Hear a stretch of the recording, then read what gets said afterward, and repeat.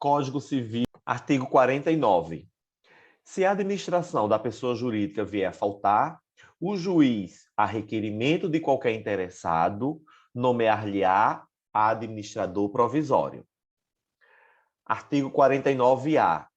A pessoa jurídica não se confunde com os seus sócios, associados, instituidores ou administradores. Eu sempre digo que quando o administrador ele está ali apresentando, como dizia o querido Pontes de Miranda, a pessoa jurídica, ele ali, naquela situação específica, ele é a própria personificação da pessoa jurídica, que é como você disse, a pessoa jurídica ela não é apresentada ou representada pela sede, pelo número do CNPJ, por uma filial. A pessoa jurídica é uma construção que foi sendo criada, né, doutrinariamente com o passar dos tempos, para que distinguir da pessoa física, é aquela história, distinguir a criação do seu criador, né? Inclusive a questão de responsabilização, de objetivação e por aí vai. Por isso que o Código Civil ele trouxe essa alteração pela Lei 13.874 de 2019, muito bem-vinda no artigo 49-A. Ela deixou muito bem assente, ó, a pessoa jurídica não se confunde com os seus sócios, associados, instituidores ou administradores. Parágrafo único. A autonomia patrimonial das pessoas jurídicas é um instrumento lícito de alocação e segregação de riscos, estabelecido pela lei e com finalidade de estimular empreendimentos para a geração de empregos, tributo, renda e inovação em benefício de todos. Isso, exatamente especificar que, em regra, né, a ideia da criação da pessoa jurídica é exatamente a proteção de patrimônio, porque antigamente as pessoas tinham muito medo de praticar os atos de mercância, porque elas respondiam até pessoalmente pelas dívidas. Podiam perder, inclusive, os filhos, a esposa, né, que na época as mulheres não atuavam, mas eram mais os homens, né? Então, os homens podiam ter suas esposas capturadas para pagar dívida, por exemplo, os filhos capturados para pagar dívida que iam servir iam praticar trabalho escravo, né? Então, é, foi necessário criar uma figura para proteger. Não, isso aqui eu estou fazendo enquanto atividade empresarial. Então, só o que eu ganho em torno disso é que pode responder por esses débitos.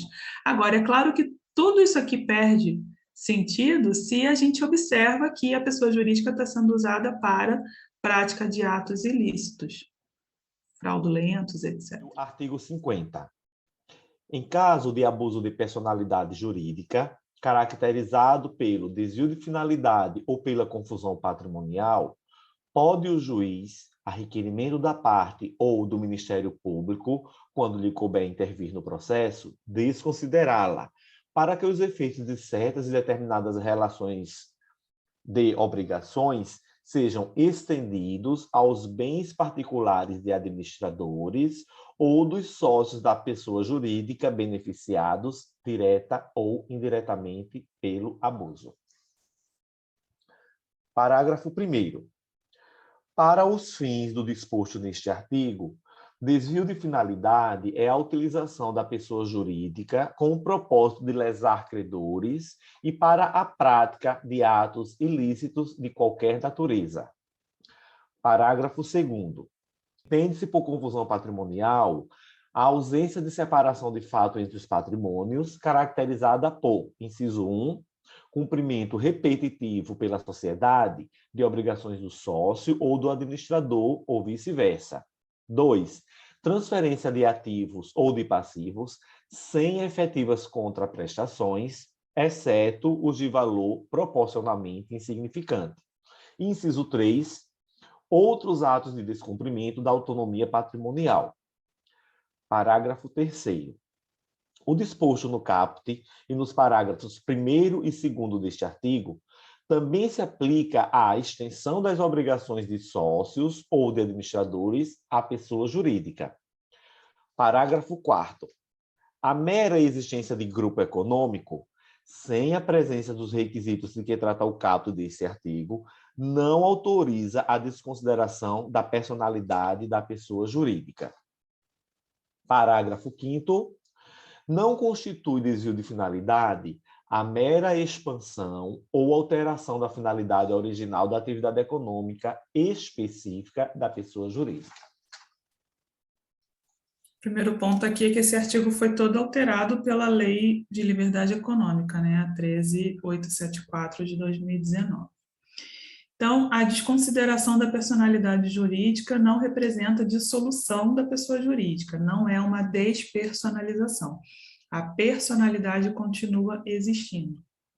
Apenas, como a maioria dos doutrinadores fala, há um afastamento do véu para alcançar o patrimônio dos sócios. Então, a gente tem que a personalidade jurídica, ela é como um véu que protege o patrimônio dos sócios. E na desconsideração dessa personalidade, a gente vai afastar esse véu. Então, temos as teorias maior, que é o abuso de personalidade jurídica mais prejuízo ao credor. Então, a gente precisa provar mais coisas, por isso ela é maior. Subdivide-se em duas outras teorias, que é a teoria maior subjetiva e a teoria maior objetiva. Teoria maior subjetiva é a intenção de prejudicar e fraudar a legislação. A teoria maior objetiva não é necessário demonstrar intenção de fraude e nem a intenção de prejudicar um terceiro, tá? Mas apenas que houve, sim, um abuso objetivamente considerado e prejuízo a credores. O artigo 50 fala em caso de abuso de personalidade jurídica caracterizado pelo desvio de finalidade ou confusão patrimonial. Então, ele dá aqui dois requisitos, não precisa preencher ambos, eles são alternativos. E depois ele explica nos parágrafos o que é cada um. E aí ele diz que o juiz pode, a requerimento da parte do Ministério Público, então tem que ser requerimento, ele pode, né, desconsiderá-la. Então, também não é obrigatório. E aí tem que ver se os sócios foram beneficiados direto ou indiretamente pelo abuso. Então, claramente, o artigo 50 do Código Civil adota a teoria maior, ou seja, tem que provar mais requisitos para conseguir. Enunciado 281 da Jornada de Direito Civil, a aplicação da teoria da desconsideração descrita no artigo 50 do Código Civil prescinde da demonstração de insolvência da pessoa jurídica. Então, ele não precisa se reduzir a uma condição de insolvência. Basta provar abuso e prejuízo a credores. A teoria menor é aquela que basta o prejuízo ao credor, que é usada pelo CDC e também na área trabalhista. E aí, o que a gente tem que lembrar? Que geralmente a teoria menor ela é associada a uma das partes ser mais vulnerável, que é o consumidor ou o trabalhador, né? Então, lá no artigo 28 do CDC diz: o juiz poderá desconsiderar a personalidade jurídica da sociedade quando, em detrimento do consumidor, houver abuso de direito, excesso de poder, infração da lei, fato ou ato ilícito ou violação dos estatutos ou contrato social, falência, estado de insolvência, encerramento ou inatividade da pessoa jurídica provocados por má administração. E o parágrafo 5º complementa, que também poderá ser desconsiderada pessoa jurídica sempre que sua personalidade for de alguma forma obstáculo ao ressarcimento de prejuízos. Ou seja, é bem ampla a possibilidade, né? Os requisitos são bem menos, né? A gente tem que provar bem menos coisa, ou seja, só o prejuízo ao credor. A gente tem outras previsões na lei. Código Tributário Nacional, no artigo 135, fala da responsabilidade direta e imediata do sócio ou administrador pelo recolhimento de tributos. Enunciado 229 da Jornada de Direito Civil, a responsabilidade ilimitada dos sócios pelas deliberações infringentes da lei ou do contrato torna desnecessária a desconsideração da personalidade jurídica por não constituir a autonomia patrimonial da pessoa escudo para a responsabilização pessoal direta. Então, em termos de matéria tributária, não há necessidade de uma desconsideração da personalidade da pessoa jurídica, porque o próprio CTN já autoriza que o sócio seja responsável passivo. A Lei de Crimes Ambientais, artigo 4º, usa a teoria menor também, porque o meio ambiente também é vulnerável, né? Então, a Lei 9605, no artigo 4º. Lei Antitrust, que no artigo 34 usa a teoria maior. Então, o artigo 34 da Lei 12529 de 2011, que trata de direito concorrencial. Então, a gente está falando aqui de pessoas que estão em paridade de ferramentas, né? Em paridade de condições. CPC de 2015 trouxe o passo a passo, né, do incidente de desconsideração da personalidade jurídica no artigo 133. Também umas dicasinhas para a gente não confundir a teoria maior, que é albergada pelo Código Civil, no nosso artigo 50, com a teoria menor, elencada no artigo 28 do CDC. Como o artigo 50 ele exige apenas duas questões atinentes a esse desvio, que é o desvio de finalidade ou a confusão patrimonial, como é que eu compreendo isso? Ora, se os requisitos são menos, então o juiz, para efetuar essa desconsideração, ele vai ter que ter mais cautela, mais atenção, exatamente para não efetuar a desconsideração fugindo desses dois requisitos, quais sejam desvio de finalidade e confusão patrimonial.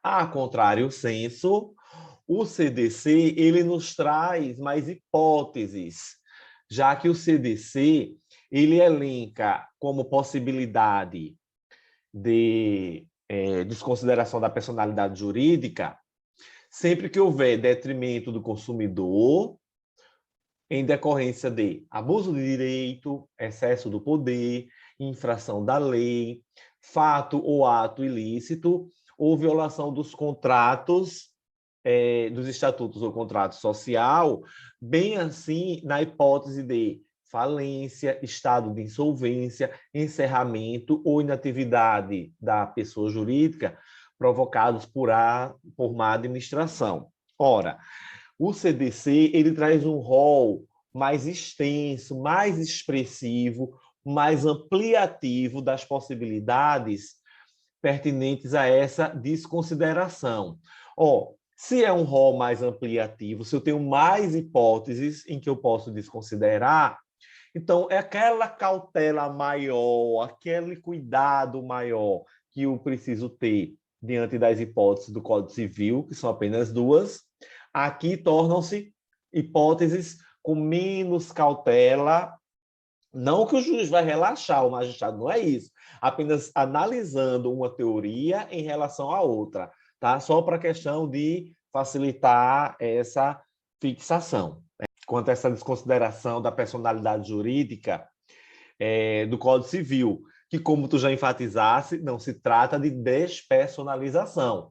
A personalidade da pessoa jurídica ela continua lá existente. O que você vai quebrar é aquele véu, aquele manto protetor para responsabilizar os seus sócios, né? E aí, no Código Civil, quando é que tem um cabimento? Quando houver abuso de autoridade, né, que é caracterizado por desvio de finalidade ou confusão patrimonial, salientando que a mera existência de grupo econômico, sem a presença dos requisitos de que trata o caput do artigo 50, quais sejam desvio de finalidade ou confusão patrimonial, não autoriza essa desconsideração da personalidade jurídica. A iniciativa tem que ser a requerimento da parte ou do Ministério Público quando lhe couber intervir no processo. Portanto, de acordo com o artigo 50 do Código Civil, não compete ao juiz essa desconsideração de ofício, ele precisa ser provocado e aí sim ele vai decidir. E a finalidade é exatamente qual? Estender os efeitos de certas e determinadas relações de obrigações adquiridas pela empresa aos bens particulares dos administradores ou sócios da pessoa jurídica beneficiados, direta ou indiretamente pelo abuso. Aqui é bom ficar atento ao enunciado número 283 da Jornada de Direito Civil. E aí, esse abuso de autoridade, Maria, que ele é descaracterizado por desvio de finalidade ou confusão patrimonial, se dá da seguinte forma. No caso de desvio de finalidade, é quando se utiliza da pessoa jurídica para lesar credores, para a prática de atos ilícitos de qualquer natureza. Agora, não constitui desvio de finalidade, como está assentado no parágrafo 5º do artigo, a mera expansão ou alteração da finalidade original da atividade econômica específica da pessoa jurídica. Porque se isso configurasse, Maria, ia engessar uma determinada empresa no que toca ao seu crescimento, à ampliação do seu campo mercadológico, do seu campo de atuação. Já com relação à confusão patrimonial, caracteriza quando houver ausência de separação de fato entre os patrimônios dos sócios, que é caracterizado por quê? E aí o Código diz claramente, cumprimento repetitivo pela sociedade de obrigações do sócio ou do administrador da empresa ou vice-versa. Eu lembro que tinha uma faculdade que eu conhecia que os sócios nunca tiveram nada, Maria. Tudo era em nome da faculdade. O apartamento em que moravam os sócios, os veículos dos sócios, dos filhos, etc. Tudo era em nome da faculdade. Então, aí fica muito nítida uma confusão patrimonial, né? Outra questão também que caracteriza a confusão patrimonial é a transferência de ativos e passivos, sem haver contraprestações, exceto de valor proporcionalmente insignificante. Você imagina, numa sociedade, numa empresa, né, que tem a personalidade jurídica, o correto é os sócios auferirem lucros, né, participarem dos seus lucros por meio de dividendos, seja de que forma for, e não simplesmente aí, as contas do condomínio dos sócios, quem paga é a empresa. A conta do IPVA do carro do sócio, quem paga é a empresa. A conta do restaurante de final de semana dos sócios, quem paga é a empresa. Então, isso aí fica muito clara a hipótese de confusão patrimonial. E também outros atos de descumprimento de autonomia patrimonial. A gente sabe que os patrimônios da pessoa jurídica e dos seus respectivos sócios, eles são estanques e separados. Eles podem até ter um pouquinho de comunicação entre si, mas que mostre o que é de qual pessoa. A desconsideração inversa da personalidade jurídica, quando a personalidade jurídica é usada por algum de seus sócios para disfarçar ou ocultar patrimônio pessoal. Então, vamos imaginar, por exemplo, um pai que não queira pagar alimentos para o filho. Então, ele diz que aquele patrimônio é da pessoa jurídica para se reduzir a uma situação de insolvência e dizer que ele não tem nada, por exemplo. E aí, outras questões. Enunciado 284 das Jornadas de Direito Civil, as pessoas jurídicas de direito privado, sem fins lucrativos ou de fins não econômicos, estão abrangidas no conceito de abuso da personalidade jurídica. Então, as ONGs, as associações sem fins lucrativos também podem ser usadas para disfarçar patrimônio. Enunciado 285 das Jornadas de Direito Civil, a teoria da desconsideração, prevista no artigo 50 do Código Civil, pode ser invocada pela pessoa jurídica em seu favor. Acho que você chegou a comentar, né? O RESP 1421-464 do STJ, a pessoa jurídica pode impugnar a decisão de desconsideração de sua personalidade jurídica. Enunciado 470 das Jornadas de Direito Civil, EIRELI, o patrimônio da empresa individual de responsabilidade limitada responderá pelas dívidas da pessoa jurídica, não se confundindo com o patrimônio da pessoa natural que a constitui, sem prejuízo da aplicação do Instituto da Desconsideração da Personalidade Jurídica. E é importante ressaltar que essa Lei da Liberdade Econômica, no seu artigo 2º, traz princípios da liberdade econômica exatamente para que não seja dificultada a livre iniciativa, mas sempre tem que observar se há ou não esse abuso. 3 questões.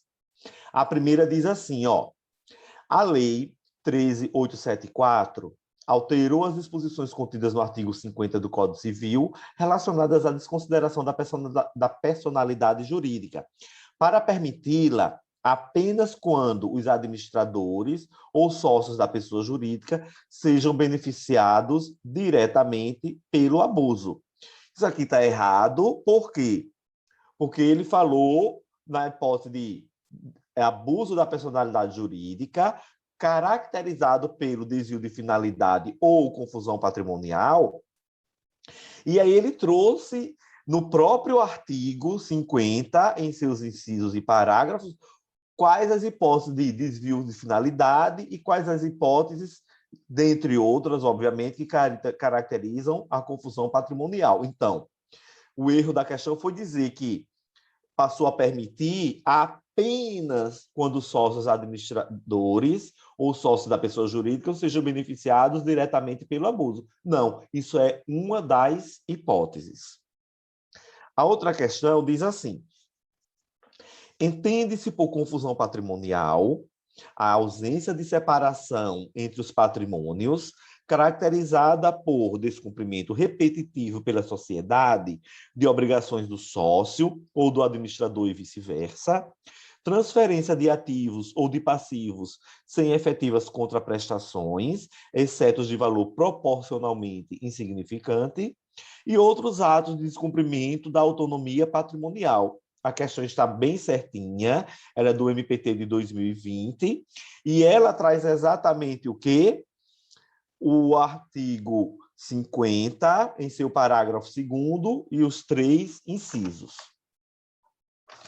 E a outra questão que eu tenho diz: o Ministério Público deve atuar nos casos de desconsideração da pessoa jurídica, nos quais ocorre abuso de personalidade, configurado pelo desvio de finalidade ou confusão patrimonial, constituindo-se modalidade de intervenção obrigatória. Qual é o erro aqui? Ele quer induzir o aluno ao erro, por quê? Poxa, se é o Ministério Público, sim, ele tem que estar lá. Mas não. O Ministério Público, ele só deve atuar obrigatoriamente nas hipóteses em que ele couber intervir no processo. Fala, a lei alterou as disposições contidas no artigo 50 do Código Civil, é interessante que ele usa a palavra apenas, né, para permiti-la apenas. E aí isso aqui já é um indicativo de que uma coisa está errada, né?